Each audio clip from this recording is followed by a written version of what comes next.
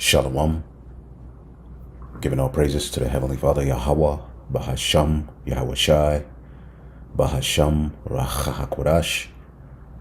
Double honors to the apostles, the bishops, and the elders at Great Millstone who rule well. And as always, we give peace and salutations to the elect. And in today's lesson, we're going to deal with divination, soothsaying, sorcery, and witchcraft done by the elites of Esau, Edom, taken from ancient, customs of, the Babel, going back to the Tower of Babel, the Canaanites, the Egyptians, even the Neo-Assyrian Babylonian Empire, they all tapped into this particular left-hand magic.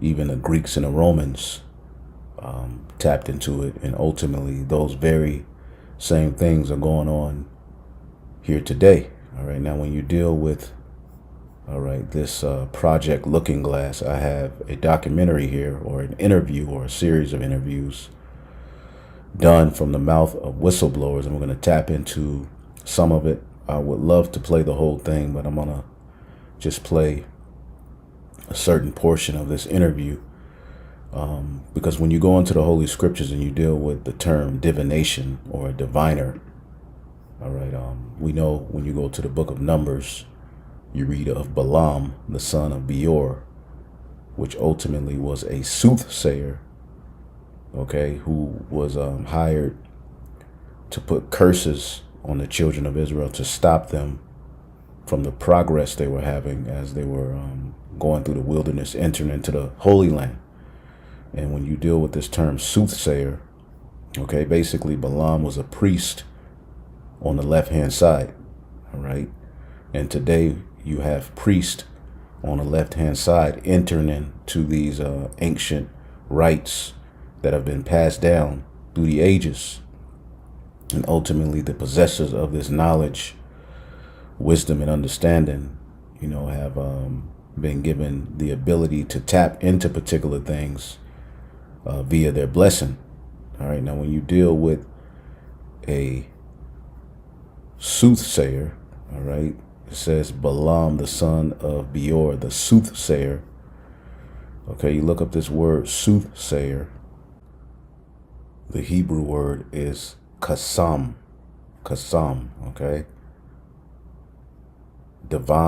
diviners, use divination, prudent soothsayer, to practice divination, divine, of diviners of the nations, Balaam of the false prophets of Israel, prohibited. So soothsaying was prohibited.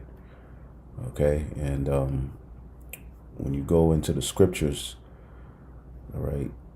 as you see Deuteronomy 18 and 20, now when you understand why we were given these laws, these laws were given unto us to separate us from the customs of the Canaanites, and all of the rest of the ites, the Egyptians, who had very, very demonic customs. When you go into the book of Wisdom of Solomon, the 12th chapter, it taps into some of the things that they were doing. And the law was given unto us to separate us from those customs and make us holy. The word holy means separate. Deuteronomy 18 and 10 says, there shall not be found any one that maketh his son and daughter to pass through the fire, or that useth divination, or an observer of times, or an enchanter, or a witch. Verse 14, for these nations which thou shalt possess hearken unto observer of times and unto diviners, but as for thee, the Lord thy God have not suffered thee to do so. Then it goes into Balaam, the son of Beor. So soothsaying and diviners, go back to ancient practices. Even when you deal with an inauguration, as we just saw Esau, Edom inaugurate, dealing with Donald Trump and his cabinet, where you have inauguration, it says it's a ceremonial vesture with office, the act of solemnly or formally introducing or setting in motion anything of importance or dignity.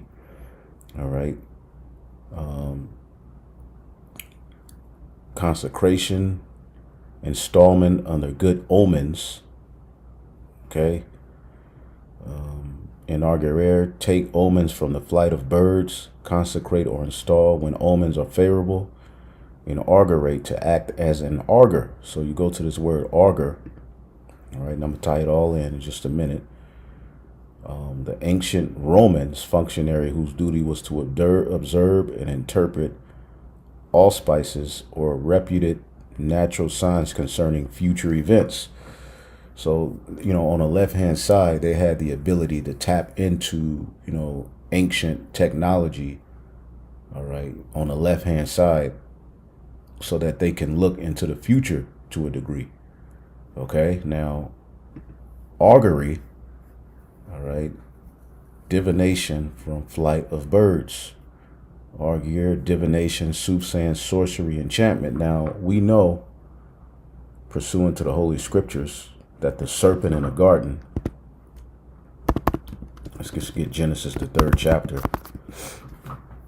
All right, before I get the video, I want to put these things, get these scriptures. So yeah, you have the practice of divination, as you can see here.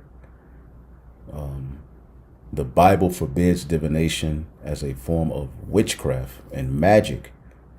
Okay, it considers it as sin. Divination is the practice of communicating with the supernatural to gain knowledge of the future or past, and they're using their technology to do this.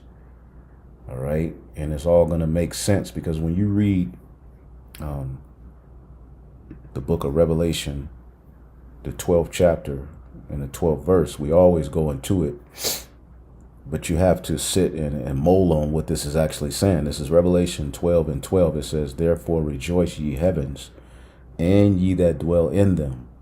Woe to the inhabitants of the earth and of the sea, for the devil is coming down unto you, having great wrath, because he knoweth that he hath but a short time." He knoweth that he hath but a short time. So what does that mean, that he knows he had a short time? Why does he know that? All right. What exactly has the Heavenly Father allowed this devil to see? All right. Now, some years ago, all right, we did this video. Brothers went into it. All right. This is dealing with CERN and how, they deal with the opening of portals, and they use their, colliders and, different, technologies that they've been blessed with on the left-hand side. Because you have to understand, when the scriptures say that this is the children of Satan and they come to do the bidding of Satan, okay, it's not by a small measure. They're deep into it. As the scriptures say, the heart is deep. But we did this video some time ago where there was a message from God that terrified the world rulers. As you can see, a message from God warning throws Western elites into absolute terror. Okay, and it goes into how ultimately CERN was messing around, and a particular wording popped up to them. All right, linking to the scriptures.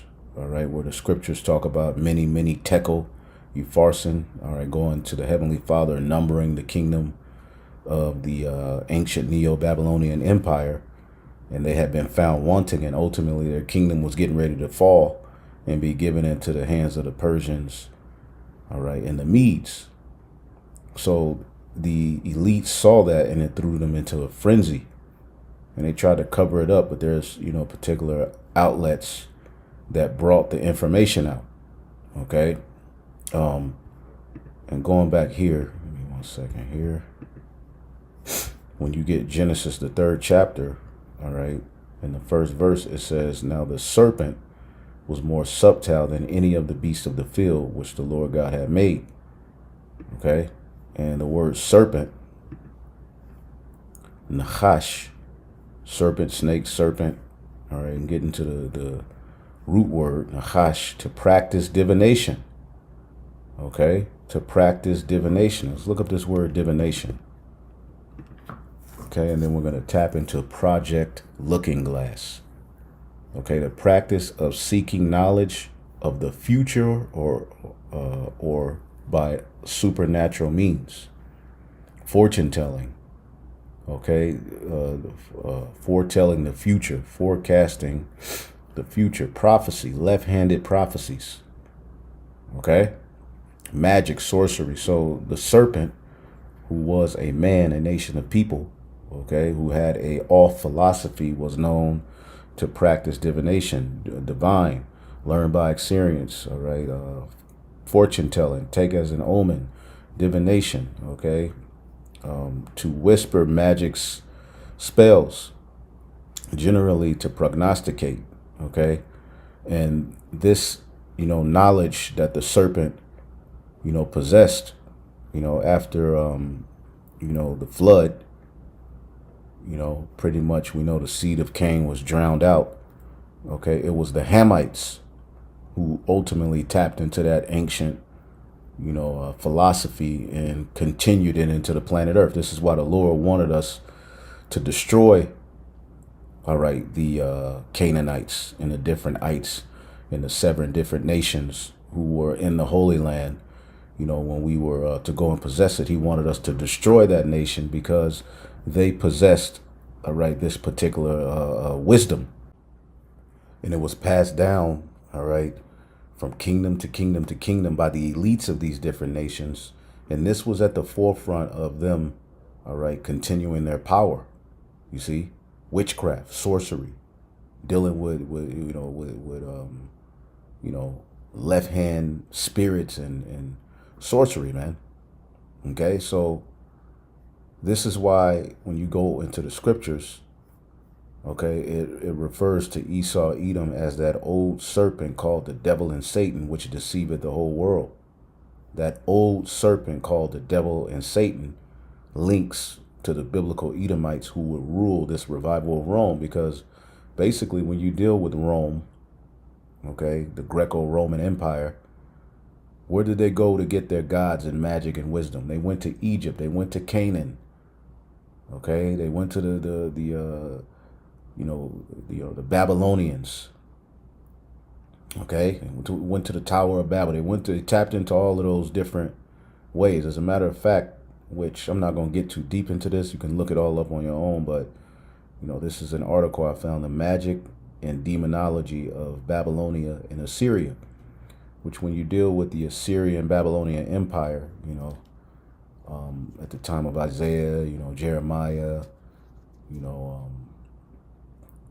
and so forth, the different prophets that were in these captivities, that was a resurgence, all right, of the ancient Tower of Babel. When the Lord scattered and broke up their plan, eventually, they lay dormant for a minute, but eventually there was a resurgence of that magic and everything under the Neo-Assyrian Babylonian Empire, because those territories, Assyria, Babylon, Nineveh, which was the capital of Assyria, that was all established by Nimrod, which was a Cushite, him and his people. But the Assyrians, who ruled the Neo-Assyrian Babylonian Empire, they tapped back into all of that magic. Okay, and the Egyptians tapped into it, different spells and incantations and all of that evil. Now, let's see here.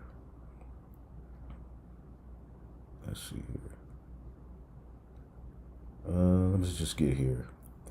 All right, it says that Chaldean. Now, when you deal with the Chaldeans, as America is known as the daughter of Chaldean, okay, those were the witches and warlocks of the Neo-Babylonian Empire. They dealt with all of that magic, soothsaying, the divination, and all of that. And today, it's the elites. It says that Chaldean magic was the precursor of European medieval magic as a part from popular sorcery and witchcraft, all right, is instanced not only by the similarity between the system, but by the introduction into medieval magic of the names of Babylonian and Assyrian gods and magicians. Again and again, as Babylon appealed even more frequently than Egypt. Okay? And we meet constantly with the names of Beelzebub, Ishtar, All right, Asarte, Baal, Moloch, all of that stuff is here being practiced here today. Okay, all of these different gods and goddesses, all right, reign supreme in this world, and they dictate the behavior of the people, the practices, what they're into. Okay, case in point, abortions. Okay, that goes back to child sacrifice. Now it says, while the names of demons obviously of Babylonian origin are encountered in a most in every way work on the subject, frequent allusions are also made to the wise men and necromancers of Babylon and to the stargazers of Chaldea. Okay, now when you get Isaiah the 47th chapter, all right, which this is speaking of Babylon the Great, not ancient Babylon. This is speaking of the daughter of Babylon. Okay, because again, in the scriptures you have Babel, which Nimrod, then you have the Neo-Assyrian Babylonian Empire, the Assyrians, Nebuchadnezzar, Sargon, different rulers. And then you have Babylon the Great, which is where we are. So it says, come down and sit in the dust, O virgin daughter of Babylon. Sit on the ground. There is no throne, O daughter of the Chaldeans. For thou shalt no more be called tender and delicate. And when you go down, okay, it lets you know, stand now, verse 12, with thine enchantments and with the multitude of thy sorceries, which thou hast labored with from thy youth. If so, thou shalt be able to profit. If so, thou may be able to prevail. Thou art weary in the multitude of thy counsels. Let now the astrologers, stargazers, and monthly prognosticators stand up and save thee from the things that shall come upon thee. So taking that mindset, we're going to go to this interview because, again, the scriptures say that Esau, Edom, the devil, knows that he has but a short time.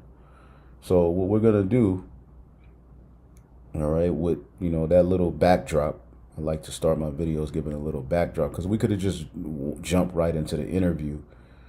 But knowing, the little pieces of information, which you could go deeper into it, let's listen to this, all right? Project Looking Glass. We know that in ancient times, looking glass, and, particular stones were used for the purpose of, it was ancient technology. They had technology in the ancient world. Even, on the right-hand side, the priest had the Urim and the Thummim, which gave them insight, all right, to understanding, the prophecies and what they should do. Should they go this way? Should they not fight this war? All right, the Heavenly Father dealt with the high priest and the priesthood. Well, on the left-hand side, you have that very same setup, but it's by means of evil and wickedness that they do these things. Okay, and there's so much information, but when you can look up Project Looking Glass, all right, the plans of the secret government on time machines and Stargate devices. Now, we just showed you in the scriptures that these different nations tapped into that, right? We were told to stay away from that. So how much more in these times with the blessing of, technology and wisdom and monetary means that these devils have, that they would be able to do it in this time. Tap into the future, because if he knows that he has about a short time, that means he's been open to something, just like we showed you in this video, which I'm not going to play it, but look it up. I did it 3 years ago. Message from God terrifies the world's rulers. All right, and when you deal with CERN, okay, I think this happened around 2000, maybe 17. All right, but you can see clearly CERN is the 6. You see it's 5 6s in this logo from what I see, but you have CERN, okay, which these devils are trying to figure out a way, all right, to redo the story and get out of the judgment that's written for them. Because not only are they hearing the prophets, but the Lord has given them insight. Let's listen to their judgment. Looking glass. All these people, getting them out in the open. But first, we're going to learn just a little bit about Bill Wood, who he says he is, so you at least see that. Basically, my military career was such that I was in the United States Navy. Now, the scriptures tell you their own tongues are going to fall on themselves. And when you go back, it gives you, certain other histories. But I started at this point because I felt like his interview was the best. And he went into more. But I'm going to put the link in the description. If you don't see it, just put it on the comment board because I may forget, it's pretty late. From June of 1991 until June of 2001. In that time, I served in a special unit called SEAL Team 9. We were trained primarily to use us as an asset to control and handle Tomahawk missiles, cruise missiles, that were used inside the Persian Gulf region in the Middle East throughout the time frame of 1992 to 2000, to my knowledge. All right, so that's just a little background on who he is, what his military experience was. But now he's going to talk about, in this next clip, about how he was contacted by some white hat ex-military people, a secret group, classified, who needed his help with Project Looking Glass. So that's what's in this clip. Shortly after I began doing that, I was contacted by a group of people that were also doing the exact same thing, and were much more aware of who I was and what my experience in the military was on a top secret level. I was very surprised by that. But I learned very quickly that there's people out there with a huge amount of information that are fighting for the good guys. All right, and then you have Project Looking Glass. You can just look up Looking Glass. In ancient world, mirrors or looking glass, they talk about the black mirror on the phones that we use, going back to ancient, wisdom and, witchcraft, and, pretty much the phone it acts as a medium, a mediator to, bring you over into, different. And this is why the beauty of the elect is there's no enchantment, against us, but there's witchcraft, and a war being waged on us, even when we don't know. But when you, the black screen on the phone, how that, that taps into some ancient wisdom. I'm pretty sure one of you brothers and sisters know about it. If you know anything about it, you can put a little bit on the comment board. It says, were used for a variety of purposes, including decoration, personal grooming, and to gain insight, all right, into self, all right. But as you can see here, it says also predicting the future. The Aztecs, all right, which were Israelites, okay, who had left the Assyrian Empire, all right, they had left the Assyrian Empire and came over to the Americas, and they tapped into all of that magic. They were supposed to come over here and keep the laws, but what did they do? They came over here and got into all manner of witchcraft, all right, that they learned in the Assyrian Empire. The Aztec used mirrors to predict the future, okay? We have the Egyptians. Let's see here. Let's see. Divination. So you can look, the information up. It's a bunch of information. Yeah, the obsidian mirror.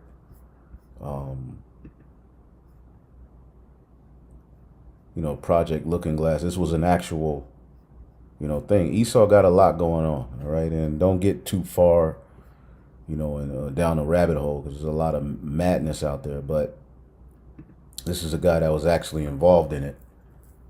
And this is a program that they stopped because basically the Lord opened them up to what's coming for them, okay? Okay, so in essence, you were contacted by a group of what we call white hats. White hats, I call them oath keepers, but essentially they're the patriots that our government would classify as terrorists. Okay. But they are ex-military by and large, and some of them are still in the military. I would assume a large number are still in the military or the government, in the FBI, Secret Service, CIA, Alphabet agents. any alphabet agents. And she was heavy into trying to find, I forget her name, but she was heavy into trying to figure this out, you know, and do research on it. She interviewed a lot of people who were involved with it. There's got to be a percentage of people that are seeing the day-to-day and going, this is wrong, we got to do something. One of the caveats that I do have some personal information that I did get personally involved in was some information that had to do with the Stargates and Looking Glass, and more specifically the 2012 problem with those projects. The Stargates and Looking Glass. I guess, popular opinion of what's out there right now is that the project was shut down because there was a problem when we approached 2012. I've heard it described a number of ways, but to my knowledge, the problem is that the timelines converge on that point in time. And when you know enough about the Stargate projects and the Looking Glass project to know that how string theory works and how the possibility of possibilities works and how making one choice over here doesn't necessarily mean that the other choice couldn't exist at the same time. But once you get your brain wrapped around this subject, you find out that at the end of 2012, an easy way to put it, the choices that we make become less and less consequential to the future. And eventually we're pushed into this bottleneck of time, no matter which choice we make. And that's important to the people that had access to Looking Glass because they would use Looking Glass knowing the choices that they would make and the future would pop up. The big mistake was coming up with the possibility of future. And when we started using a computer to say, well, if we make this choice, it's 79% possible that this scenario happens, and 23% are possible, or whatever, using round numbers, that this scenario would happen. The understanding at the time was that was realistic. However, if you go down the road further and... As he keeps talking, there's so many scriptures that's about to come to you brothers' heads. free will continues to exercise itself on this game, that 79% possibility sometimes changes very, very fast. But if you look at the situation in a point of time, it seems very realistic that that's the greatest possibility. What happened was people, very smart people, began to figure out that something big was coming up. Something that made it so all the possibilities of all the future scenarios of any choice, any possibility that was fed in and observed through the Looking Glass inherently ended up in the same future. And no decision and no possibility changed past a certain point. That's the big secret. Okay, so is that certain 2020? All right, so just to recap what we just saw, Bill expresses here that as he worked on this project and found out what had been done on it and started to get involved with it, he realized and saw that they had been running probabilities into the future for a while with this thing, and they kept finding that after 2012, every possibility they fed in would always end up at the same event in the future from 2012. So as they would run these different scenarios time and time again, if they went past 2012, they would always converge in an event, some big happening that everything then coalesced into, and that no decision that was made prior to that point was going to change anything about that point in time. Now, he doesn't mention what point in time that is. I have thoughts on that I'm going to share at the end of this video, but just to kind of recap what he said there. And then next he's going to talk about how this singularity, this convergence of history that was coming up in the future from when they were using the device, and he's talking about, I think this interview was in about 2009, and he had been working on the project, I think in the very late 90s is when he said earlier in this video that I didn't show that he had been working on the project. So, because they went and got these, these different, Stargate devices from the instructions. After building the equipment from the instructions, they began to tweak it and find different things out about it.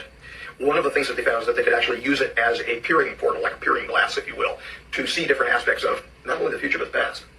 Are these sumerian? Sumerian? I would say that they slightly predate Sumerian time frame, but that some of the information which came down from cylinder seals that slightly predated the Sumerian time frame were then recopied in Sumerian seals as well. And those cylinder seals, oh yes, and those cylinder seals, to the best of my knowledge, have all been obtained. From Iraq? Some of them from Iraq, yes. Some of them from Some of Egypt? some of them from Egypt, some of them from other countries where they were being stored.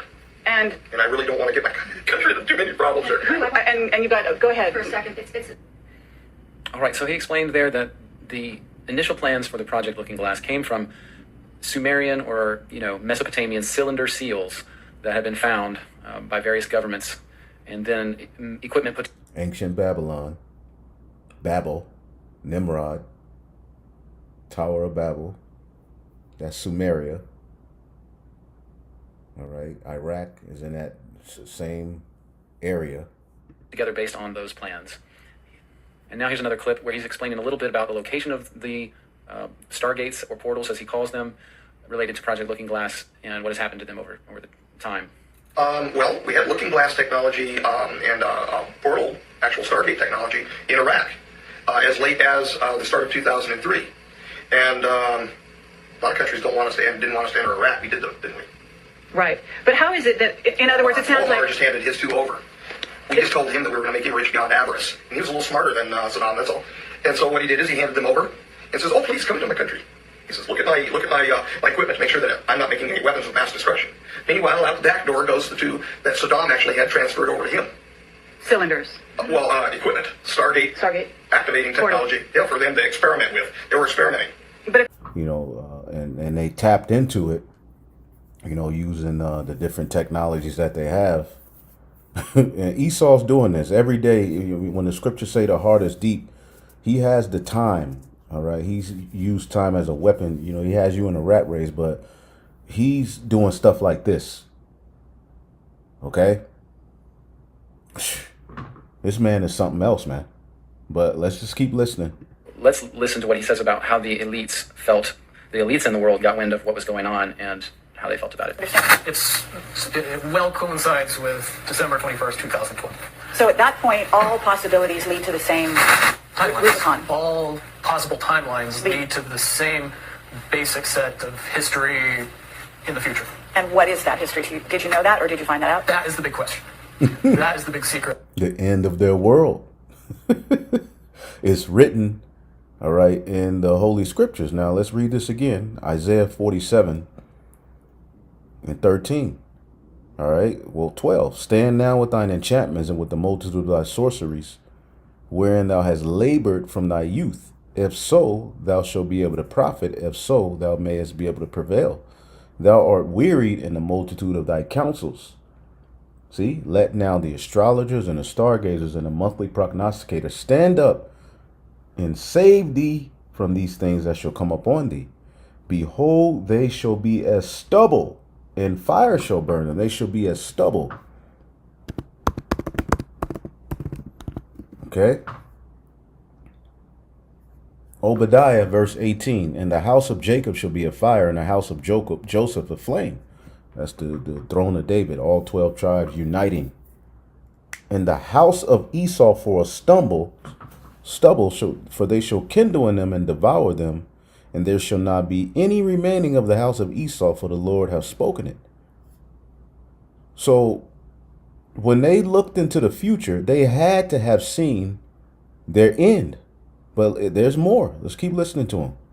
Because again, if the devil knows that he has but a short time, right? Okay, of course we know the prophets are out there, but again, with this technology and the different powers that they have, you don't think that Esau's wicked ass has tapped into this? If the Heavenly Father allowed CERN, right, to get this terrifying message that frightened them, okay? As you go here, just to read a little bit of it, it says, and to the message of God delivered to the Bilderberg Group barely a fortnight ago by CERN Director General Fabiola Gionati, that caused such terror among these Western master rulers, this report concludes was an image produced by a large hadron collider, LHC, that formed a single word in the ancient Hebrew language, thachal, pronounced as tekel, and basically means you have been weighed on the scales and found deficient. Now, this was going back, we'll go right back to the interview, but this, you can find this in the book of Daniel, the 5th chapter, right? Basically, at the very end of the Neo-Babylonian Empire's kingdom, you know, they were partying and you know, getting down, using our utensils that they stole out of the temple, right? And basically there was a hand that showed up and wrote something on the wall, and only Daniel got the understanding on what it meant. And it says, and this is the writing, many tekel upharsin, all right? And this is the interpretation. Many, God have numbered thy kingdom and finished it.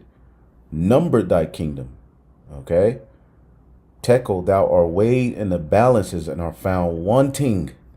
Thou art weighed in the balances and found wanting, man. Meaning you're lacking. Ultimately, you're getting ready to fall. You lack righteousness. Okay? NLT says what? Tekel means weighed. You have been weighed on the balances and have not measured up.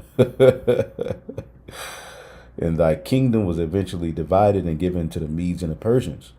All right, this is the fall of the Neo-Babylonian Empire, and the next beast, all right, was the Medes and the Persians, then the Greeks, then the Romans, right? But again, the Lord allowed them to see, all right, this Hebrew writing, the call, okay? All right, so your kingdom has been weighed in the balance and you've been found wanting, deficient. You're getting ready to fall. So imagine how these devils look when they saw that, right? So this is not the only technology they have where they're trying to tap into this. He's tapping into other technologies. That is what sends everybody that has all of the information, that knows everything, into a blind panic. The people that know everything about Looking Glass, that have gotten all the reports and all the information, the elites of the world, probably figured out that that was the end of the game. And nothing could be manipulated beyond that point. So I'm just going to let it continue here. He continues talking about contracting timelines and what that means. So I may play through a few clips here in a row.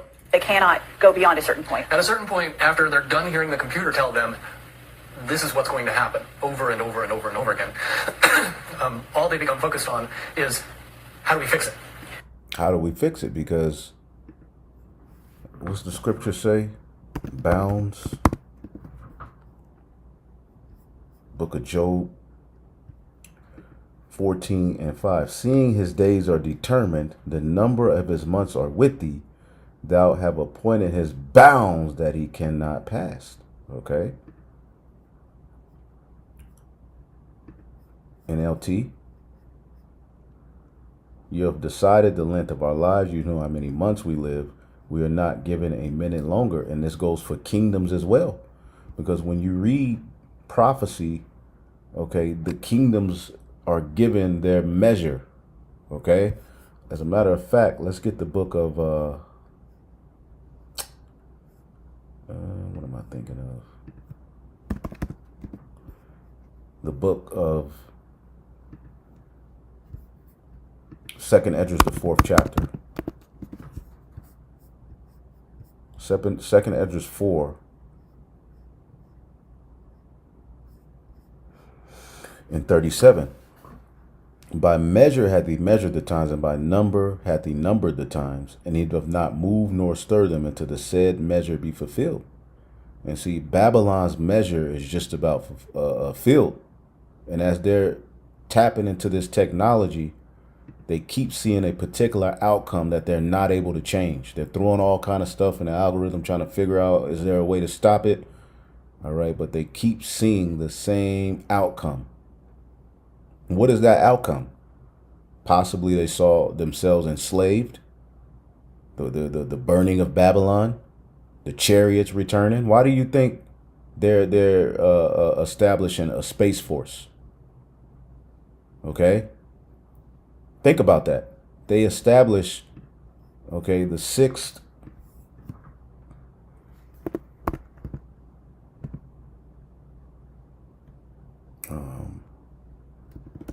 Space Force. Why do you think they established a Space Force?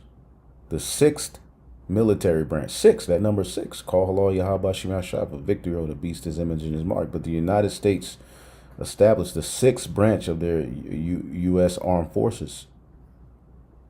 Okay? How do they know to get a Space Force? Now, we know it's going to be used to wage war on the people as well, but 2nd Esdras, the 13th chapter, tells you, let's get it. When the Lord returns,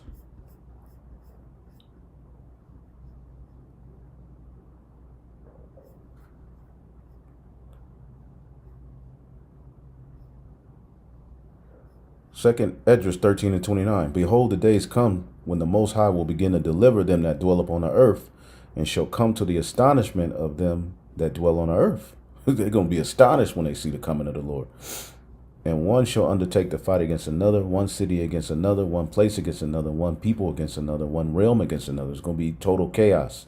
At that time, all right, shall be when these things shall come to pass, and the signs which shall happen, which I showed thee before, then shall my son be declared, who thou saw as a man ascending. And when all the people hear his voice, every man shall in their own land leave the battle they have against one another, and an innumerable multitude shall be gathered together as thou sawest them, willing to come and overcome him by fighting.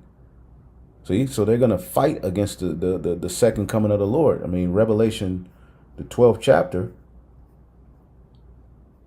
okay, talks about that war in heaven. Revelation 12 and 7, there was war in heaven, Michael and his angels, okay, and of course this is headed by Yahweh Shai, because when Yahweh Shai returns, pursuing the Revelation, the 19th chapter,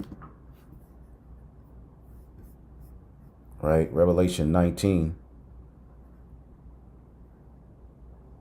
and 14, and the armies which were in heaven followed him upon white horses, clothed in fine linen, white and clean. And out of his mouth goeth a sharp sword, that with it he should smite the nations, and he shall rule over them with a rod of iron. And he's going to share that authority with his men, but there's going to be a band of angels with him when he returns. Remember, the Most High God, Yahweh, is the Lord of hosts. Okay, Lord of hosts. Okay, when you look up the Lord of hosts, okay, we always talk about the Lord of hosts.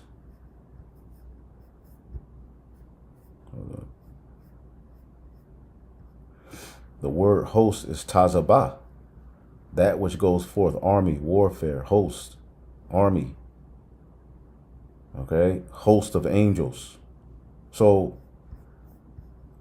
when Yahweh Shah returns, there's going to be a war in the heavens. This is not talking about something going on in the spiritual realm. This is talking about in the sky. Okay? There was war in heaven. Michael and his angels, okay, fought against the dragon, and the dragon fought against his angels. Now, it's interesting that Elon Musk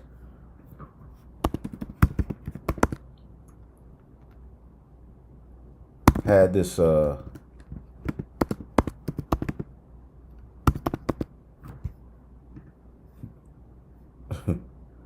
SpaceX Dragon is a spacecraft developed by Elon Musk.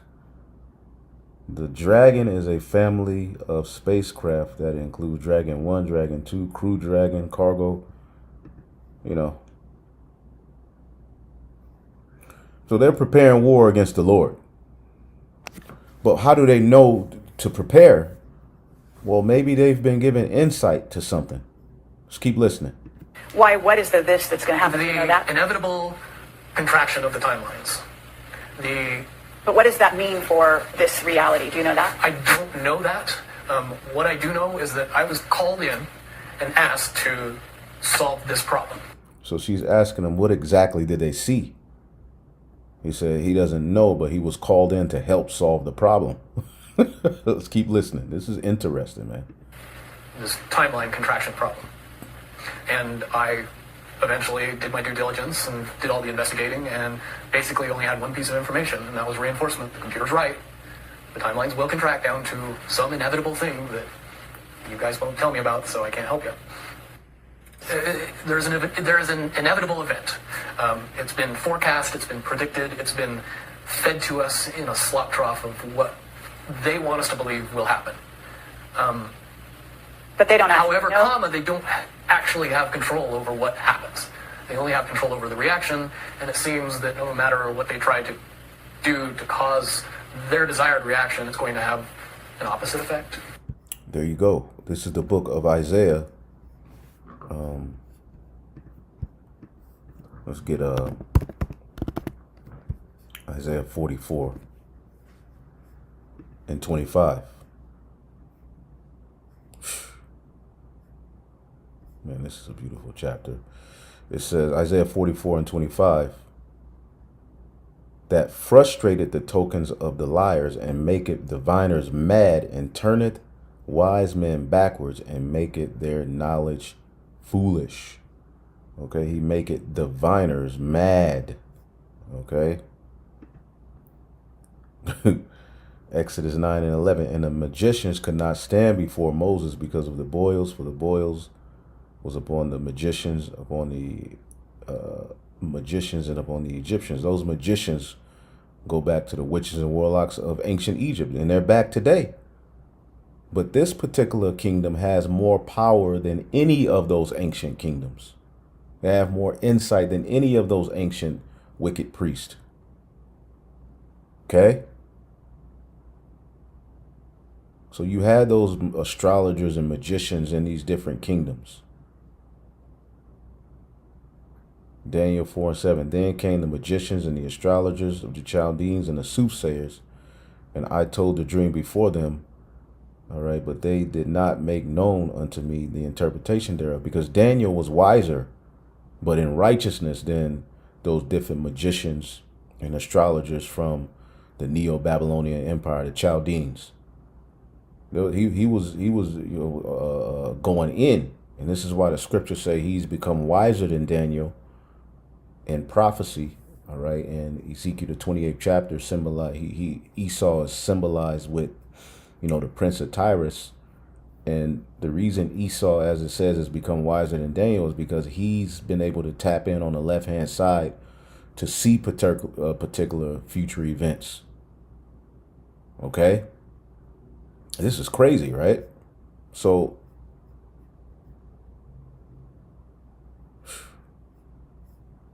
oh yeah. Let's type in divination, ancient Egypt.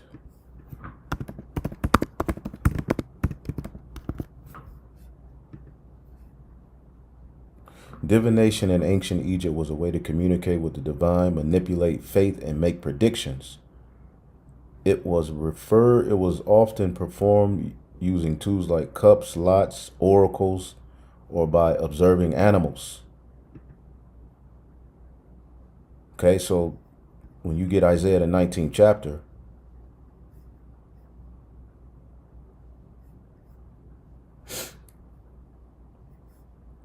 let's see here.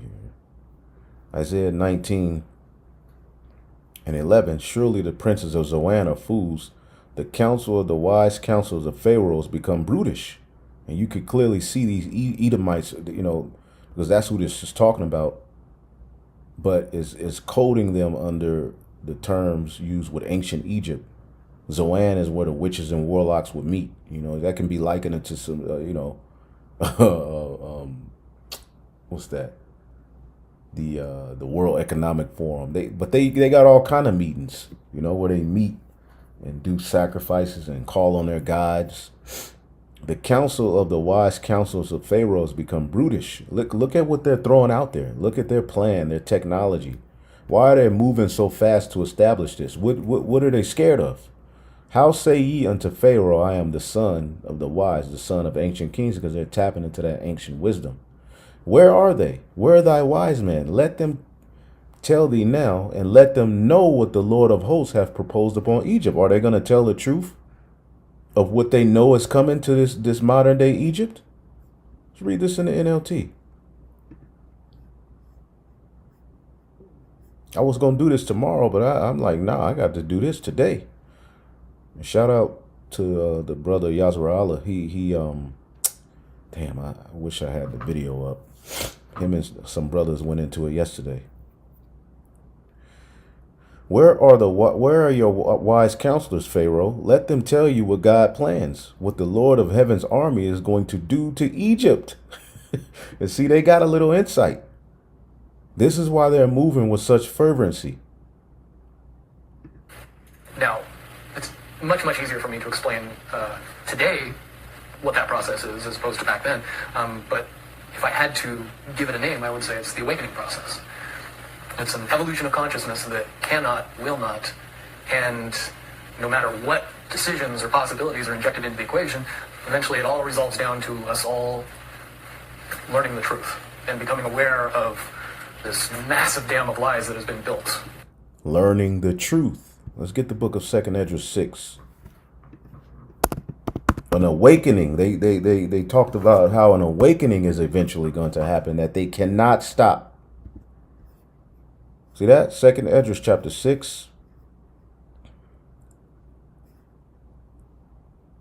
And 28, 27. For evil shall be put out, and deceit shall be quenched. As for faith it shall flourish. Corruption shall be overcome, and the truth which had been so long without fruit shall be declared. That will come through the great awakening of the Israelites. But before the Lord returns, there is prophesied to be a great awakening of the Israelites in Ezekiel 37 chapter, Isaiah the 44th chapter. Okay? And they've tried everything in their power to poison us, the bad rap music, financing just thug culture, ghetto culture, all the gang culture, you know, what they're putting in the foods. They've tried everything. Okay, and as the scriptures say, we will be set in order.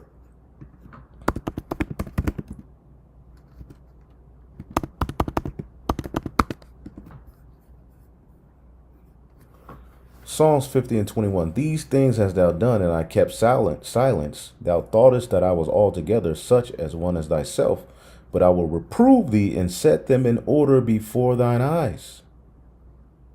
Okay? This is why he's going to come after the woman. The dragon is going to come after the woman. The great awakening, as a matter of fact, Revelation 11. Okay, because these devils were able to sit on a high horse as long as we were in that dead state.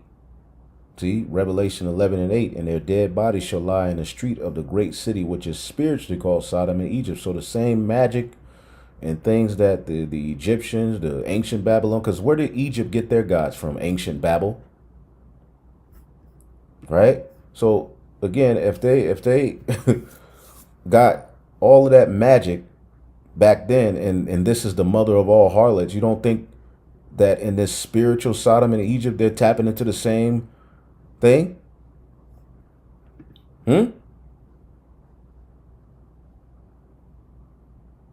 See, again, Revelation, the 13th chapter and the 14th verse, and he deceiveth them that dwell on the earth by means of those miracles which he had power to do in the sight of the beast.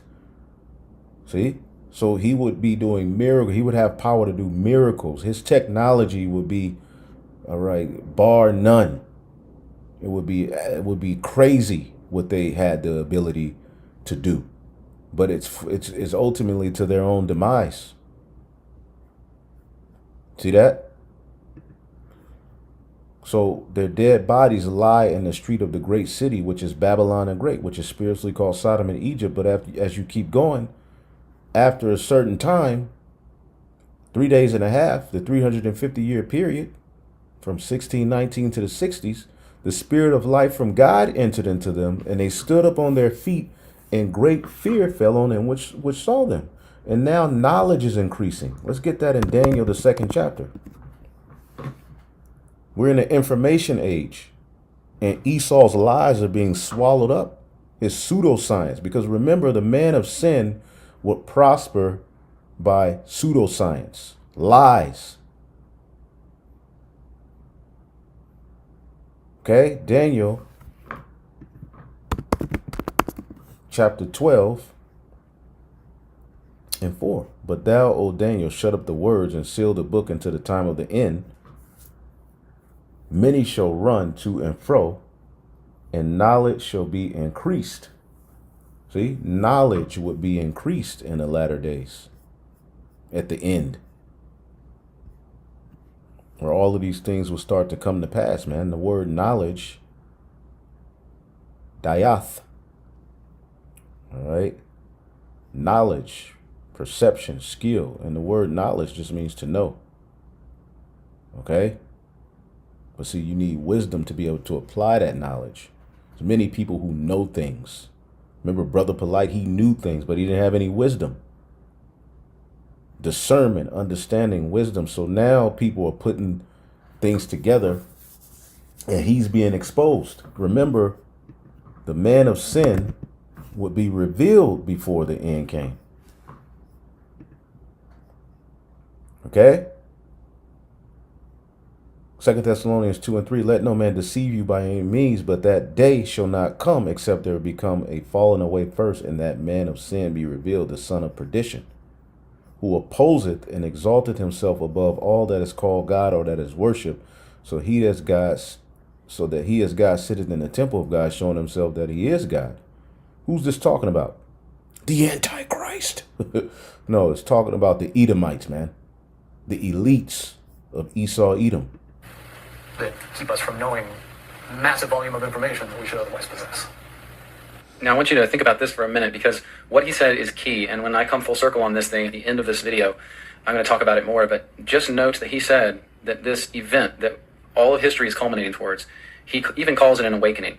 And if you are familiar with or have followed at all the Q phenomenon, the QAnon posts on, first 4chan, then now 8chan, then you may be aware of this term, the Great Awakening, which I myself and many others contend is occurring right now, is in progress, and is going to get just huge as this year progresses and as time progresses.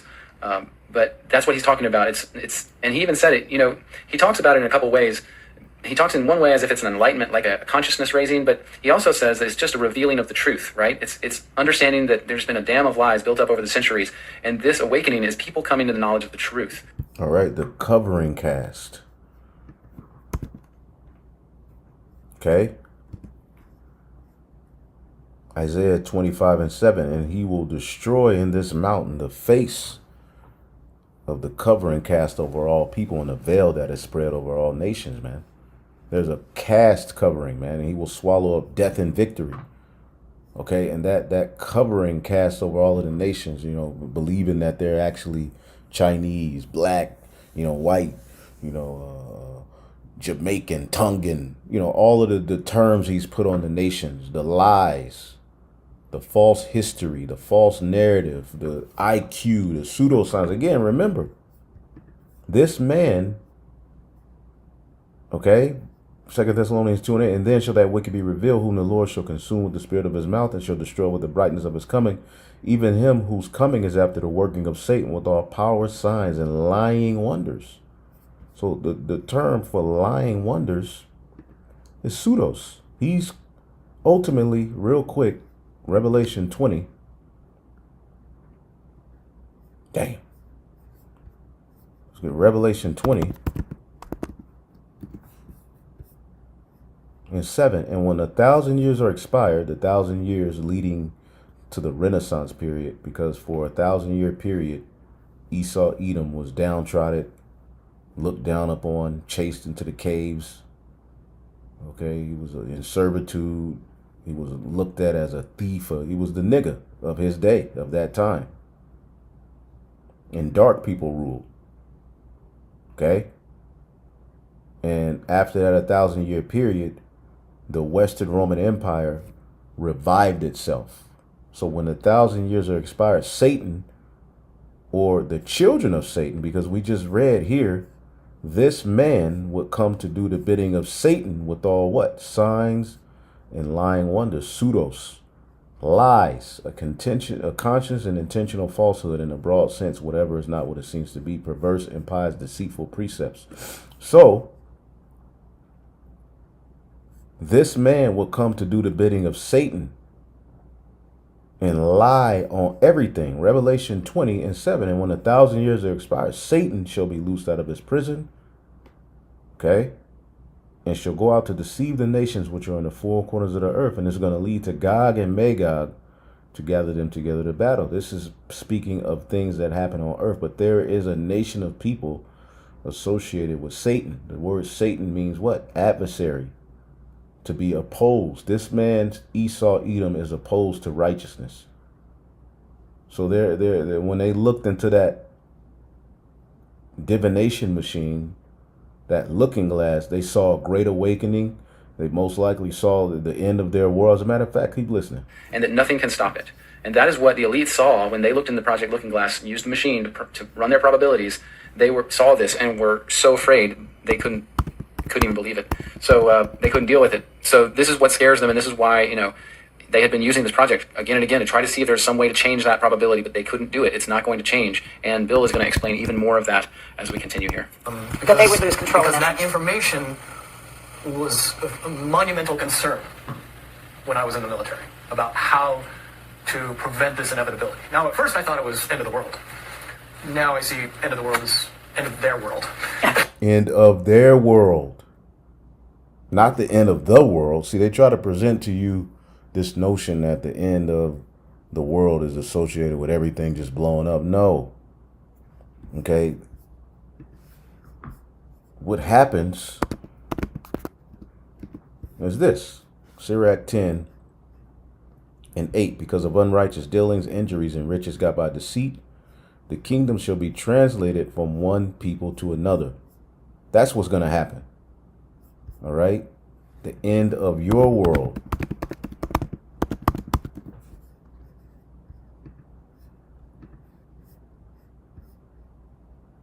Second Ezra 6:25. Earlier in that chapter, Esau is the end of the world, right? Whosoever remaineth from all of these that I have told thee shall escape and see my salvation and the end of your world. Whose world? Esau's world. Okay? Lamentations 4:21. Rejoice and be glad, O daughter of Edom that dwelleth in the land of Uz. Okay? This is the modern day land of Uz. The cup shall also pass through unto thee, and thou shalt be drunken and shall make thyself naked.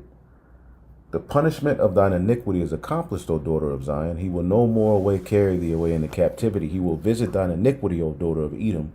He will discover thy sins. So again, we know our captivity didn't end after the Neo-Babylonian Empire, where, the book of Lamentations was written. So why is Jeremiah linking Esau's as the end of our captivity? Because it will be ended through the daughter of Babylon, which will be controlled by the biblical Edomites. Okay, as a matter of fact, let's get Psalms 137:7. Remember, O Lord, the children of Edom in the day of Jerusalem, who said, race it, even to the foundation thereof. They helped the Neo-Babylonian Empire, all right, catch us, destroy us, help destroy our temple, burn down certain parts of it. They would be in complete demons. As the scriptures say, you broke the brotherly covenant.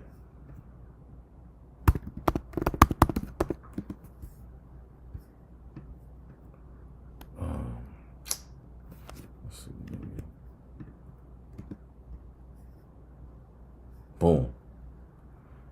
Amos 1:9.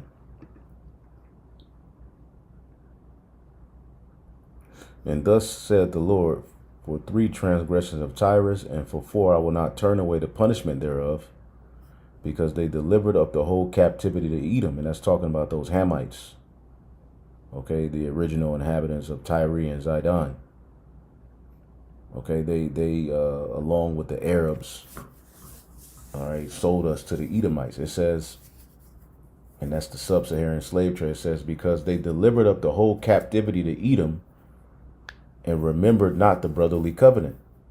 Okay, verse 11, and thus saith the Lord, for 3 transgressions of Edom, and for 4 I will not turn away the punishment thereof, because he did pursue his brother with the sword, and did cast off all pity, and his anger did tear perpetually, and he kept his wrath forever.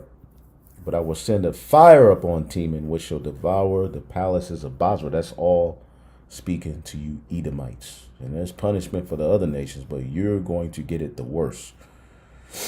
Okay?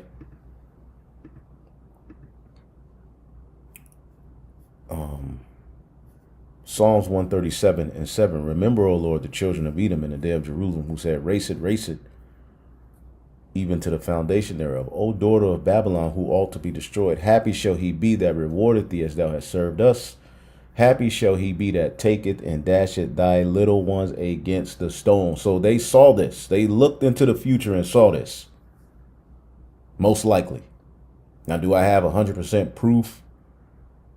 No, but why do they know they have a short time? How do they know? What did they tap into? Why are they moving so fervent? What's going on with these people? What's up with Esau? Yeah, note that he said that, that the elites felt like it's the end of the world, but it's really the end of the charade that they've been playing on the people of Earth for centuries. And it's the revealing of truth that has been hidden for my whole lifetime, probably for many lifetimes. So that is what they're seeing through the project there.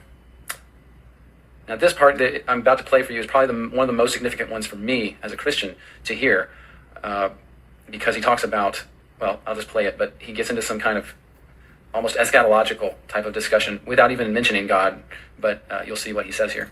Any attempts to try to go away from this one inevitable conclusion, I again see as a new beginning, an end of this reality, the beginning of something that we can't even possibly understand based on the level. I mean, he's literally quoting the scriptures and don't even know it. Now, that so-called Christian doing that commentary, he don't know. They don't associate the end of Esau's world with the beginning of the kingdom of heaven. But we, as Israelites, we know. 2 Esdras 6 and 7. Then answered I and said, what shall be the parting asunder of the times, and when shall be the end of the first, and the beginning of it that followeth? And he said unto me, from Abraham unto Isaac. When Jacob and Esau were born, Jacob's hand held first the heel of Esau, and both of them were blessed. Okay? For Esau was the end of the world, and Jacob is the beginning of it that followeth. 2 Esdras 6 GNT.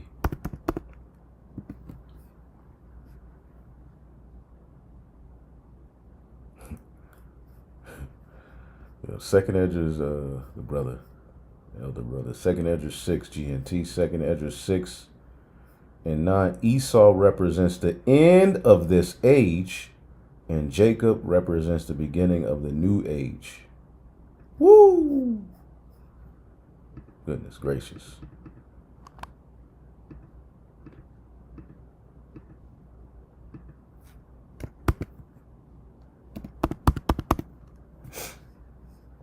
Second Esdras chapter 13, this is in the GNT, and 25. This is the meaning of the vision. The man you saw coming up out of the sea, which the water, the Shemayim, represents the heavens or water as well. It says, represents the one whom God, whom God Most High has kept ready for many ages.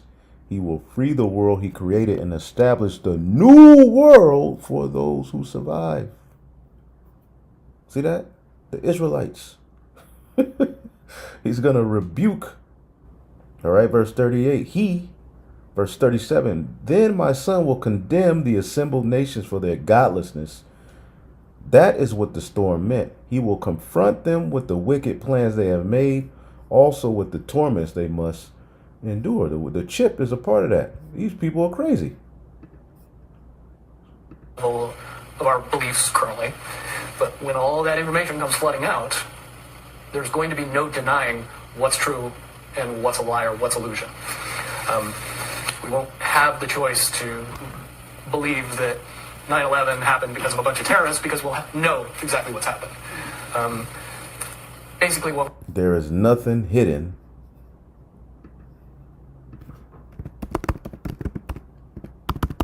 Everything gonna come out. Oh man, there's nothing hidden. What was it? Revealed.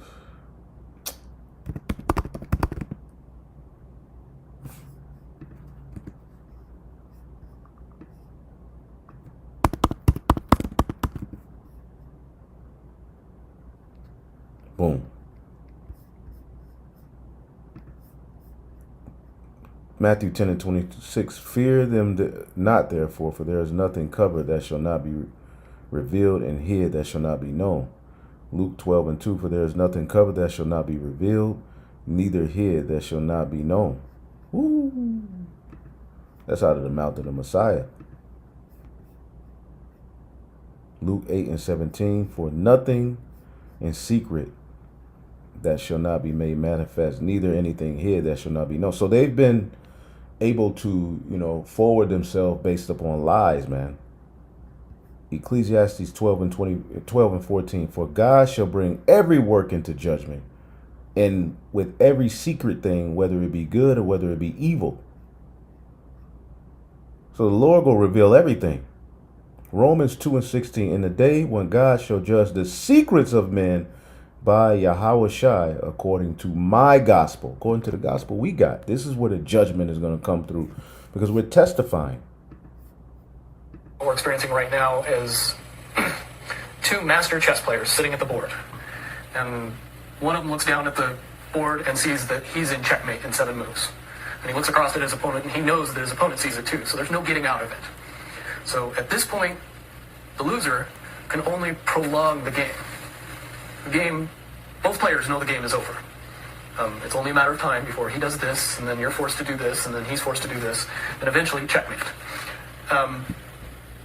We, as a race, if we can understand that the game is over, that based on the rules of the game, the bad guys have already lost, the good guys have already won. Yes, there's moves left on the table, but let's get Romans 9.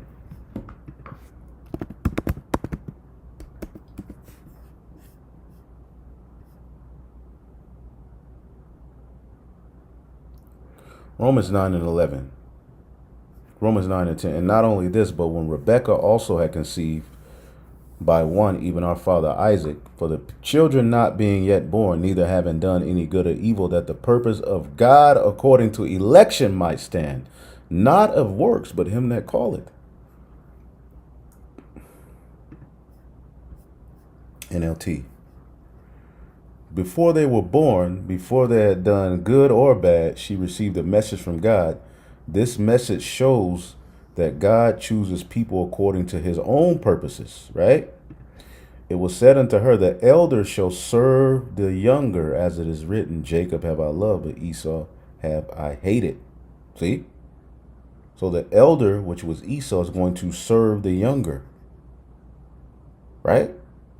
He's going to be in captivity under, he's going to be ruled over by the younger, which is Jacob. That was already written. See, the game is fixed. Okay? Isaiah 46 and 10, declaring the end. Okay, start at 46 and 9. Remember the former things of old, for I am God and there is none else. I am God and there is none like me. All right? Declaring the end from the beginning, and from ancient times the things that are not yet done, saying, my counsel shall stand, I will do all my pleasure. See that? Even the king's heart is in the hands of the Lord. See that? So the end was already declared from the beginning. His counsel is going to stand no matter what. Okay?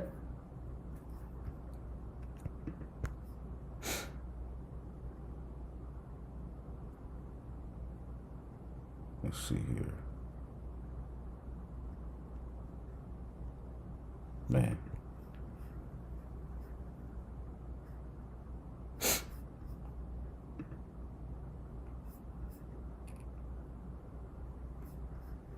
Let's get this in the NLT.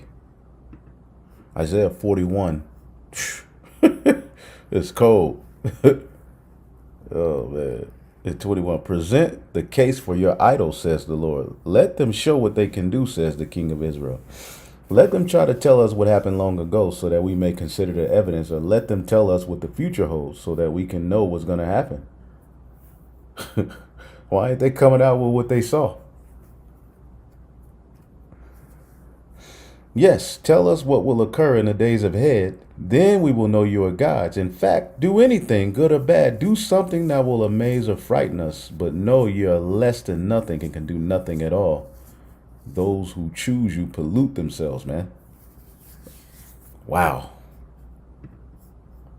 Those moves are being forced by the player that is going to win. The only way the checkmate can't happen is if the player that's winning makes a mistake. But from all the information that I've gathered, all of the information that's been given, all of the information that's been vetted to me, it seems pretty obvious that the good guy player on the side of the chessboard knows exactly what has to be done to win the game. And so at this point, any mistake would be all but impossible.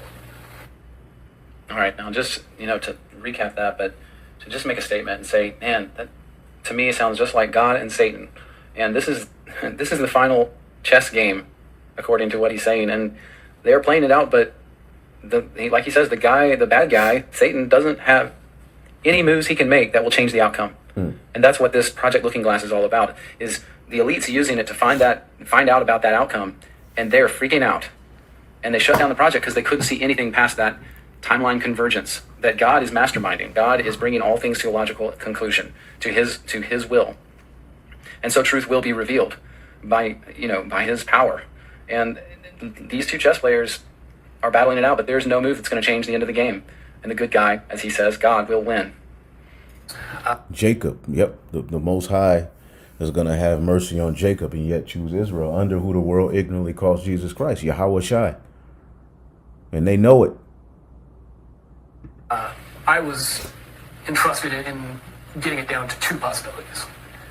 And I've heard both of those possibilities talked about in massive proportions, the good and the bad. Okay, so can you, in one sentence, say what the good was and the bad was, or are you able to do that? To most easily put it to people? I suppose. One scenario is what most people would understand to be ascension, or an evolution of consciousness, that brings us out of the cocoon and turns us into a butterfly. Timeline 2 is some kind of major global catastrophe that drives most of us underground and leaves a few of us on top to fend from. Drives most of us underground. Listen to what he just said. Come on now. We too late in the game. Don't start this now. Hold up. Wait 1 second here.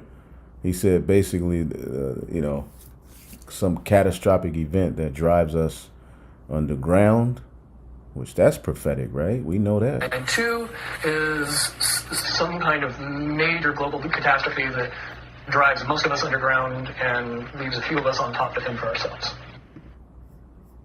Let's get the book of Revelation. Goodness gracious. Is not he going in?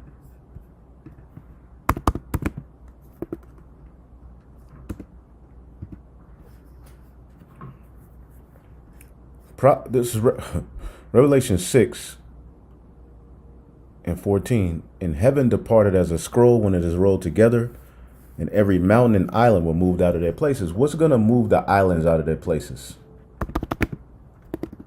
It's Jeremiah 50 in the last verse.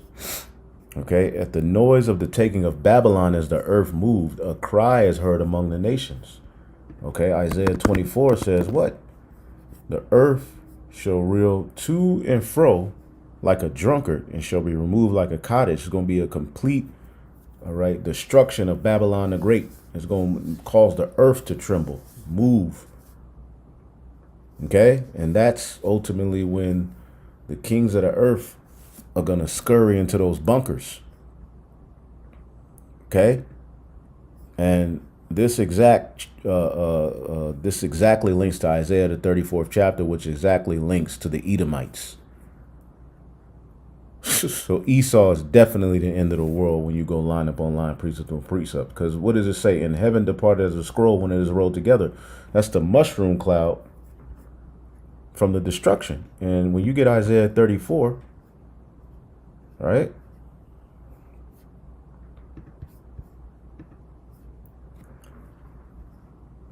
And the host of heaven shall be dissolved, and all the heavens shall be rolled together as a scroll, and all their hosts shall fall down, and as a leaf falleth from the vine, as a failing fig from the fig tree. Okay, Satan falling as lightning, man. Their kingdom falling, man. Destruction. For my sword shall be bathed in heaven, and shall come down upon Idumea, upon the people of my curse to judgment. Who's that? Who's Idumea? You want to NLT that thing? Let's see what that says. God damn.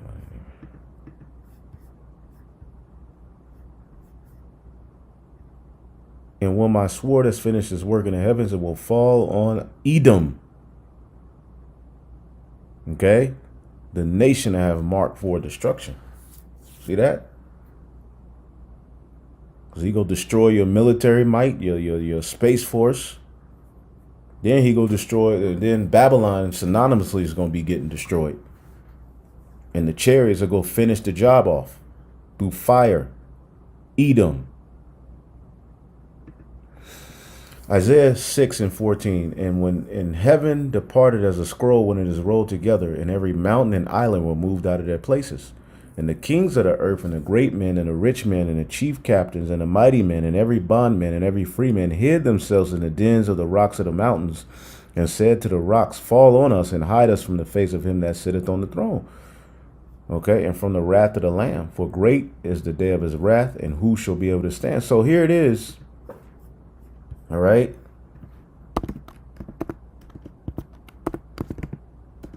Elites.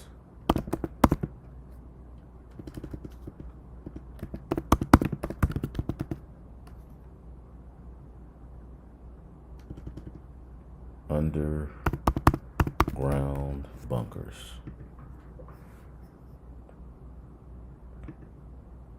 Billionaires are building luxury bunkers to escape doomsday. 300 million bunkers. How the elite will see out of the apocalypse world most luxurious bunkers. Billionaires are buying bunkers, buying islands. Are they prepping to escape the apocalypse? The super rich preppers are planning to save themselves from the apocalypse. They're freezing themselves. Okay? They're talking about they go wake up after everything's over, and these devils are losing it. Okay?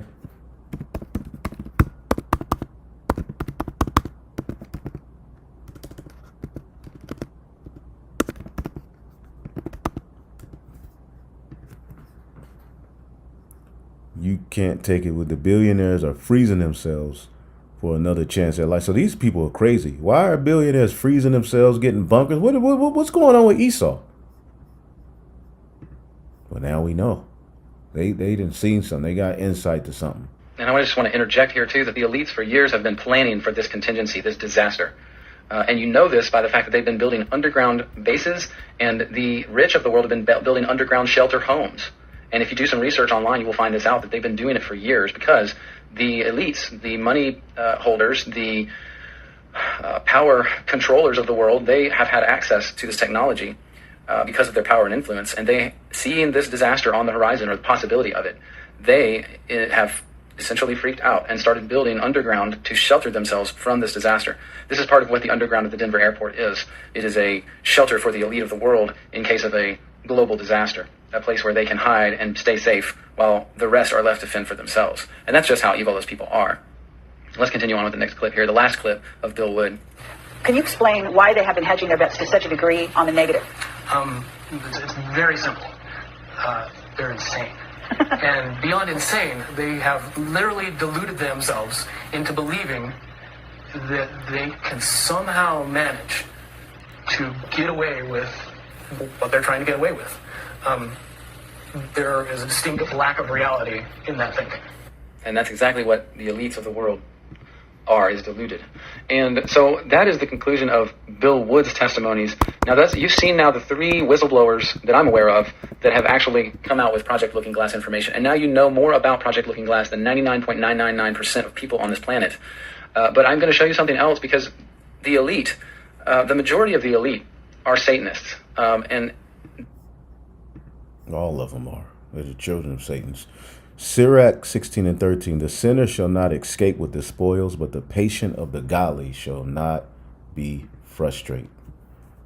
All right, Psalms 104 and 29.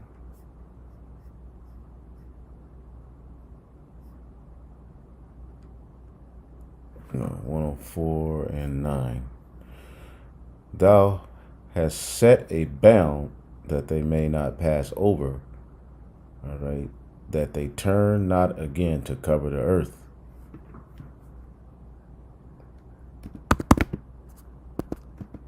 Maybe it works. Psalms chapter 2 and 1. Why do the heathen rage and the people imagine a vain thing? The kings of the earth set themselves, and all the rulers take counsel together against Yahweh and against his anointing, saying, let us break their bands asunder, and let us cast away their cords from us. Okay?